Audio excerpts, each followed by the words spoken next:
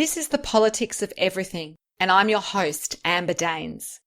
Welcome to the podcast where we want to discuss the politics of everything, from money to motherhood, nutrition to narcissism, startups to secularism, the environment to equality, and much more. Our guests are experts in their field or topic of choice, even if you've not yet heard their name. This is a bipartisan podcast, so while we love exploring varied views and get a buzz from a healthy debate, by no means is this a one-sided forum for any one political view.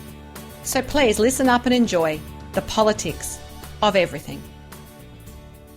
We're examining the politics of anxiety, a topic many of us can relate to. I'm with Dr Jodie Lowinger, a doctor of clinical psychology and university medallist who has decades of experience in management consulting, executive coaching and business. She helps others optimize performance, resilience, mental health, and a winning mindset.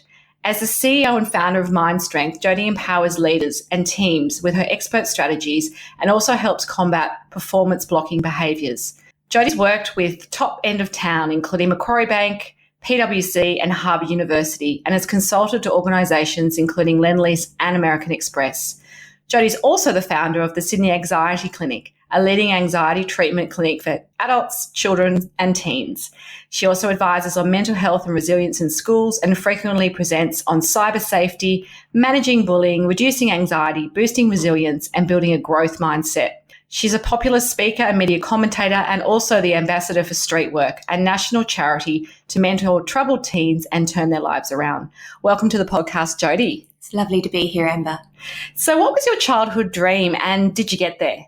My childhood dream was actually to be in advertising. I wanted to be a creative director and I ended up doing some work experience. I think it was George Patterson Advertising at the time.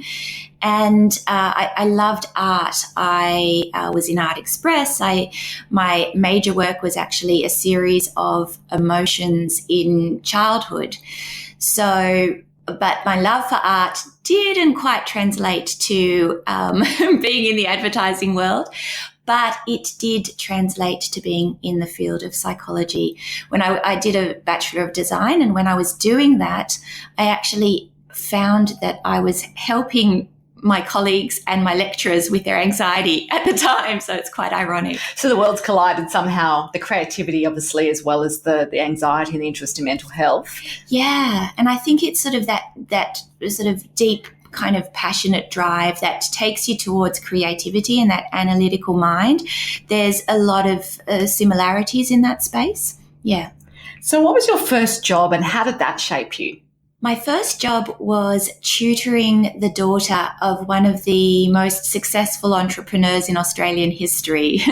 And it actually was a really fabulous life experience. I ended up learning a lot from the family. They almost took me in as a sort of a surrogate member of the family and learned a lot about being an entrepreneur and establishing business and establishing my own little business at the time. I was really young at the time.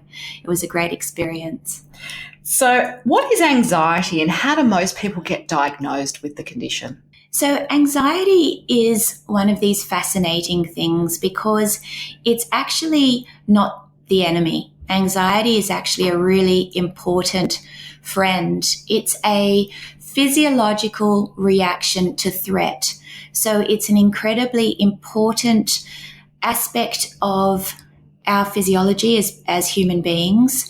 And it's the fight or flight reaction that gets triggered in the case of threat to help us to fight the situation, to defend ourselves, or to run away if we need to. And so what it really is a rush of adrenaline and cortisol through our bloodstream, setting up our body, tensing up our muscles, doing all sorts of different things to get us primed to be able to look after ourselves.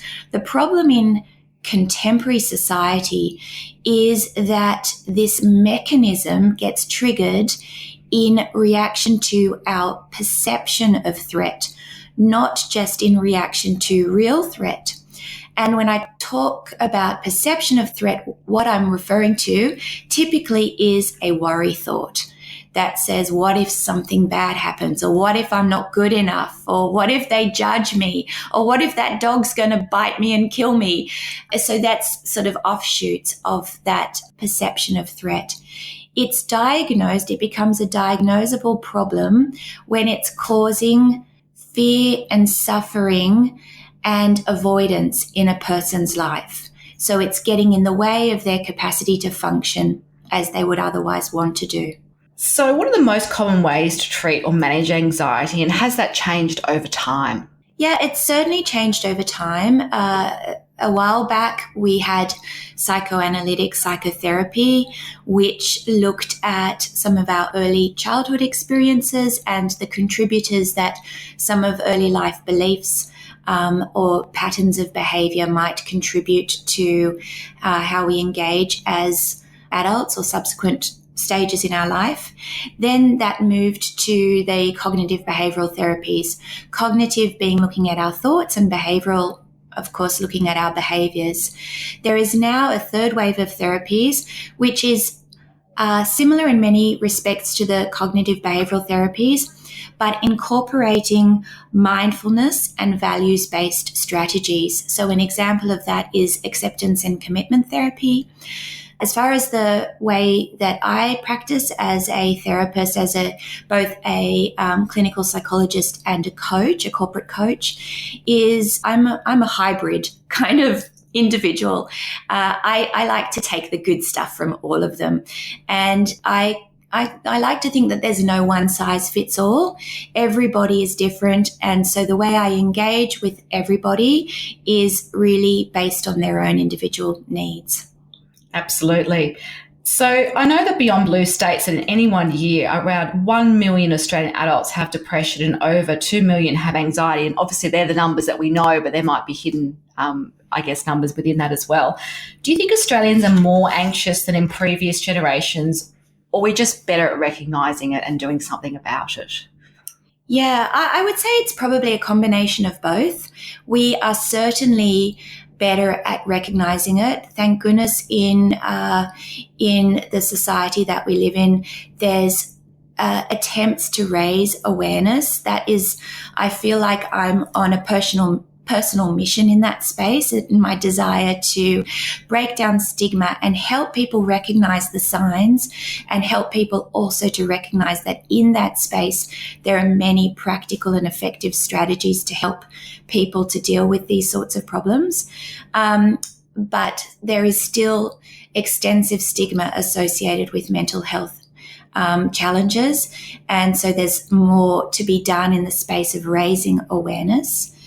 As far as are Australians just more anxious, we can come back to looking at the society that we live in. Our society of overstimulation, oftentimes or sometimes 24/7 stimulation. You mean with smartphones and devices and constant messaging, I guess we're always on, really, aren't we? Spot on. We're always on.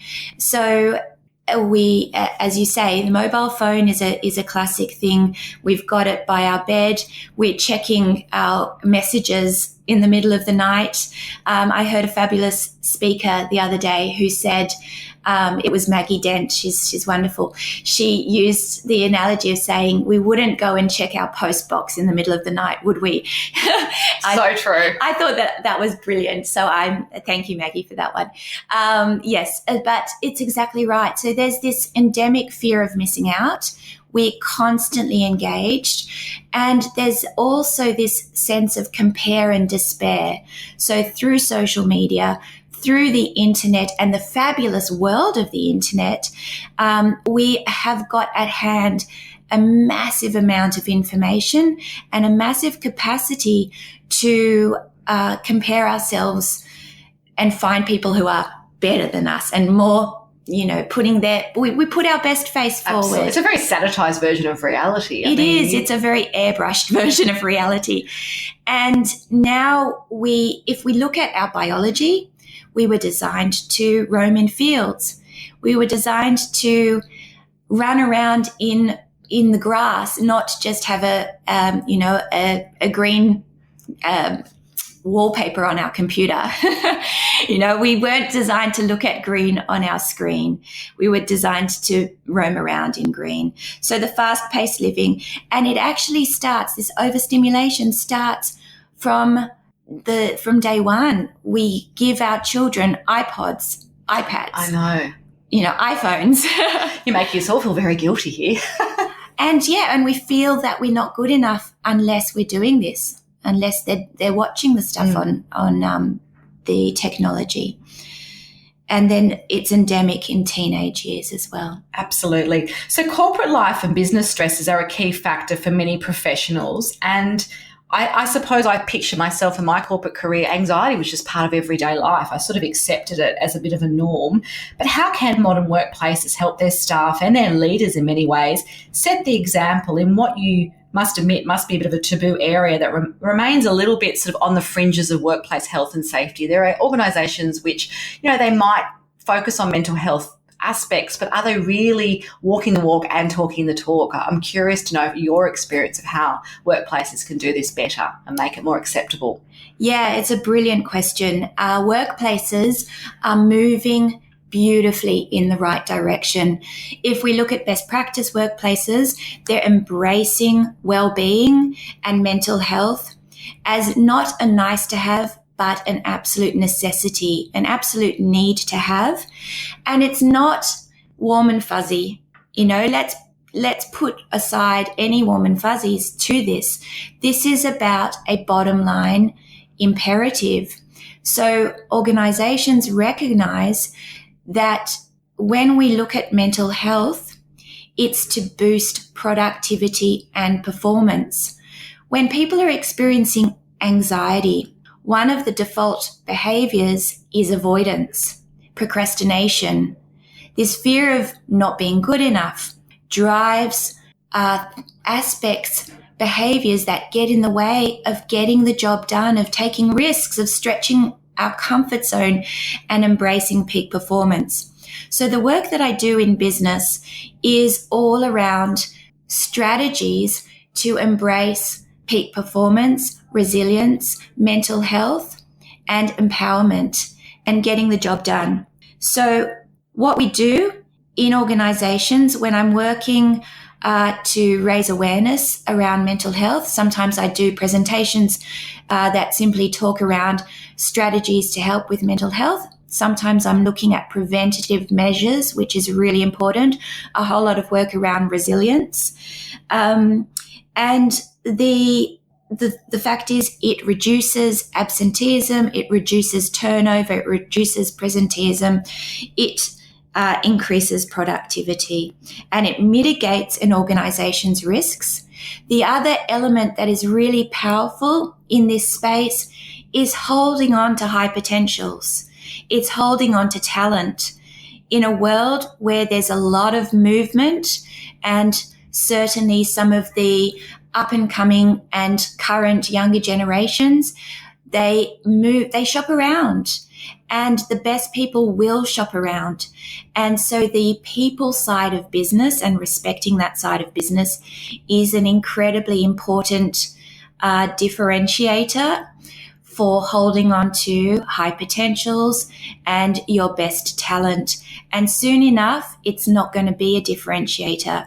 Soon enough, it's going to be the norm, which is a tremendous place to be. It's a huge leap forward from, say, a decade ago when I was in corporate, and almost you almost feel bad to take a day off, let alone, if you're having mental health issues, actually say to your manager or your boss, I'm struggling, I need help and support. It was that idea that you were weak or that you perhaps couldn't cut it. So yeah. I think it's such a big step to even be talking about it in the corporate space. It really is. And best practice organizations are truly recognizing that a command and control culture and a culture based on threat or punitive strategies simply doesn't work, because it gets people in this hijacked by their amygdala kind of brain space. It takes them away from creativity and from productivity, which is emanating from their cortical, from their prefrontal cortex in their brain. When we feel threatened, we get hijacked by our emotional brain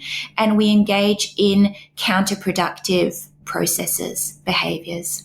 Absolutely. So do you think anxiety is as much about your brain's chemical makeup as well as your own reaction to the external stresses such as, I'm not achieving family work balance or money issues or even having enough time to do all the things I need to do like exercise? How much of it is who we are and how much of it is how we respond to what's happening to us? Yeah, it's really a multifactorial kind of thing, anxiety. I do in my clinical practice at the Sydney Anxiety Clinic, I see a lot of family predisposition to anxiety. So the biological basis to anxiety is quite obvious in a large number of the people who I work with. In the clinical space, there are certain clinical diagnoses, particularly things like OCD and other anxiety disorders that have got a stronger biological basis. But there are other elements that can contribute to anxiety, such as traumatic life experiences, early childhood embarrassing or traumatic experiences can lead into things like social anxiety. So there are many elements. There's certainly in the biological basis, we're looking at neurochemical imbalances, things such as dopamine and serotonin. Can you do much about that? Is there something that you can do that is your story that you can do to counter that? There's so much that you can do.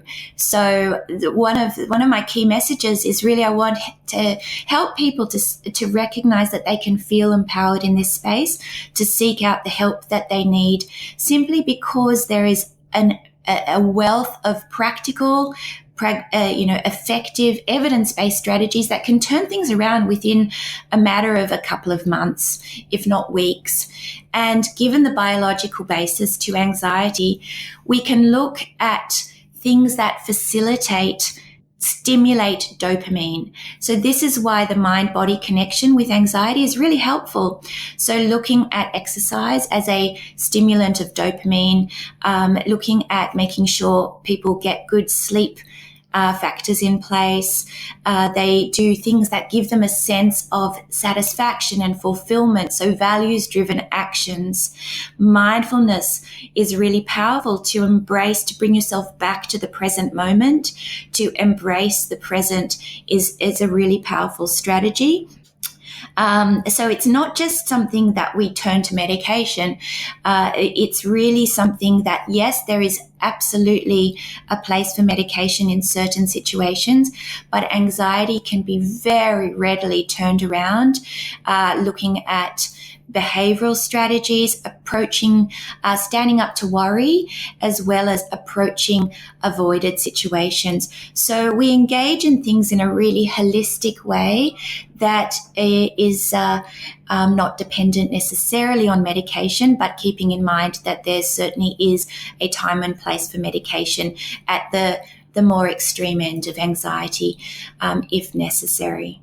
So what are some of the most effective measures that all of us can take to maybe prevent our own anxiety becoming crippling? Because I think sometimes it hits you, have a life event or something happens and the sense of overwhelm or panic attacks is something a lot of people experience. What are some ways in which we can maybe stop ourselves from getting to that point? Yeah, a question around prevention is really a fantastic question, because prevention is so powerful. It's engaging in resilience strategies. So a lot of the work that I do, whether it's in the corporate space or in the clinical space, is really around resilience and a sense of empowerment. Oftentimes, the people who I'm working with are brilliant human beings. I talk a lot about this double-edged sword of anxiety. On the one hand, there's typically an analytical mind, a depth of thinking, a depth of feeling. So when I'm doing corporate coaching, it's not just people who experience anxiety, it's people who are propelled to be the best that they can be. So oftentimes it's perfectionistic kind of behaviors. It's the imposter syndrome, which says, I'm a fraud. They're going to discover that I'm not good enough. And that's even when you're super successful. That could be CEOs and public figures. Very much. So a lot of the work that I do in the corporate space is coaching with CEOs and C-suite executives, high functioning, high powered, highly successful individuals is the space that I work with in the business world. And so resilience strategies are exceptionally powerful. It is around awareness, around what are called safety behaviors. So they're the unhelpful strategies that we default to when we are feeling threatened. And so it's this fight or flight. We might be aggressive, we might be passive, we might feel like we need to be perfectionistic. We might feel like we need to check and recheck our work a million times. So it's raising awareness around what resilience actually is. Resilience is about standing up to fear, standing up to worry, standing up to aggression, standing up to being passive, anything that's going down that pathway of when we're not engaging in values-driven actions. So it's this two-pronged approach. On the one hand, I look at strategies to not be bossed around by fear, to stretch our comfort zone, to embrace productivity and performance, and assertiveness. I look at emotional control strategies, so how to regulate emotions so we're not being captured by aggressive behaviors that might get in the way. We look at emotional intelligence. That's a key body of work that I do with people, is around how to engage, how to negotiate, how to get collaboration, how to communicate effectively in whatever field we happen to be in professionally. And then on the other side of that, it's how to embrace a values-driven life, how to tap into what gives us a sense of meaning, a sense of purpose, whether it's in business, so looking at corporate values, corporate purpose, what drives us professionally in a business space, or in a personal space.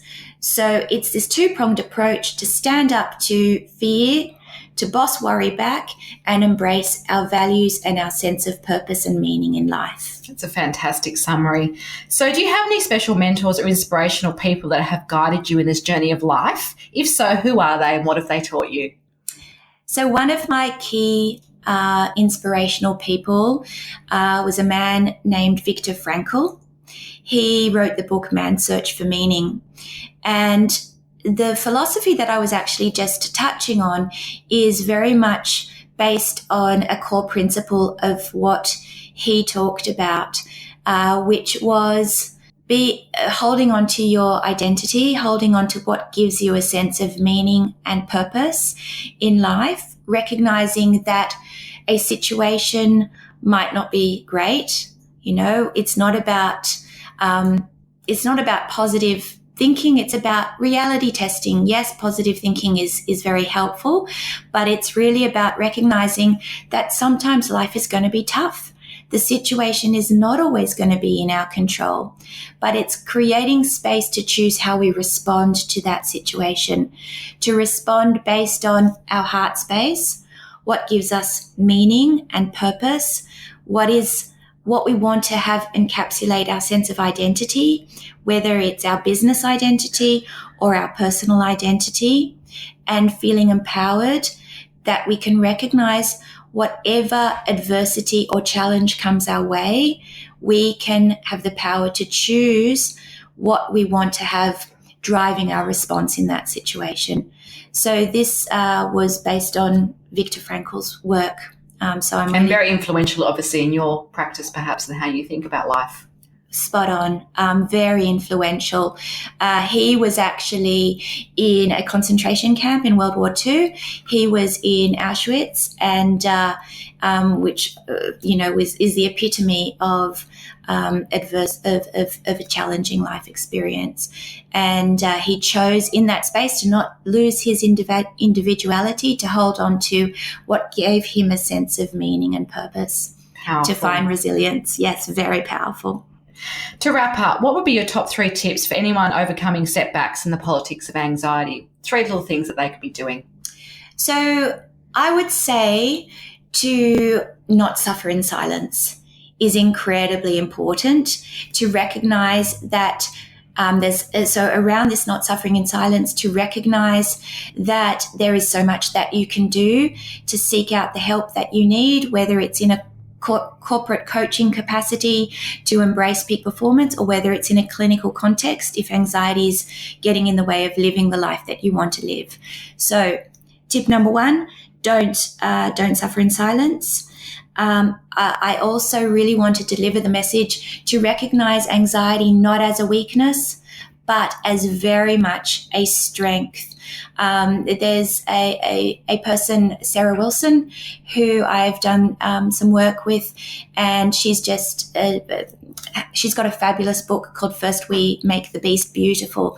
I absolutely love the message that she's delivering with that book, because it's talking about anxiety not as a beast, but recognizing it can be so much of what makes us beautiful. You know, that as I said earlier, that depth of thinking, depth of feeling, that passion and drive to make a difference on this planet is very much what encapsulates a lot of the people who I work with who experience anxiety.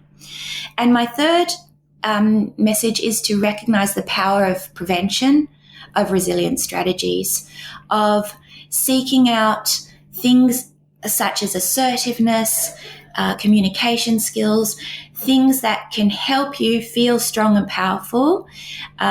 Prevention is incredible. Prevention is really powerful in that space. Well, it's been fantastic to chat to you today, Jodie. If you want to contact Dr. Jodie Lowinger, there will be some details on our show notes. Until next time, keep well. Thanks for listening today. If you've enjoyed the politics of everything, we thrive on feedback. So please add a short review and share the podcast with your network and your friends and family. I'm also always on the hunt for fabulous new guests. So if you've got a view to share and an idea how to get our listeners excited, please email me at amber@bespokecomms, that's BESPOKECOMMS.com.au, and we'll be sure to get back to you. Until next time.